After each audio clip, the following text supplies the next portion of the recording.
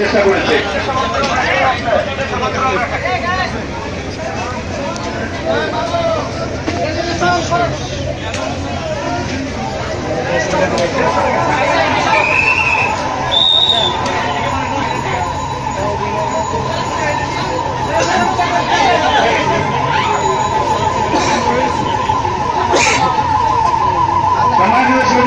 আপনি দেখছেন যে অগ্নিশাসক, এই অগ্নিশাসক যে কোনো ধরনের যদি অগ্নি দুর্ঘটনা ঘটে, জাহাজের লঞ্চের স্টিমারে এই অগ্নিশাসক কিন্তু দক্ষতার সঙ্গে সেখানে ফাইট করতে সক্ষম।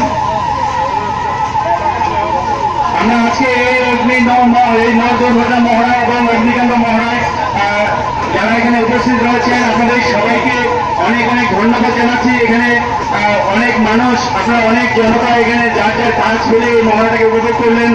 এখান থেকে একটা কিছু শেখনীয় আছে, যদি কখনো কোনো দুর্ঘটনা ঘটে তাহলে নিজেকে আপনার জীবন রক্ষা করবার জন্য আপনাকে তৎপর থাকতে হবে।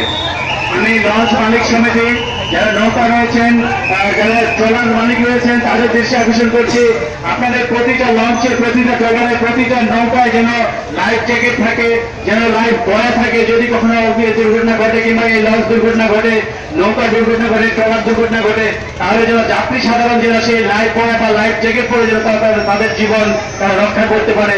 এই জন্য আপনাদের সনিবন্ধ অনুরোধ করছি যে এই নিরাপত্তামূলক কিছু ব্যবস্থা যেন আপনার প্রতিটা নৌকায়, প্রতিটা লঞ্চে যেন আপনারা রাখেন, এই আশাবাদ আমরা ব্যক্ত করছি।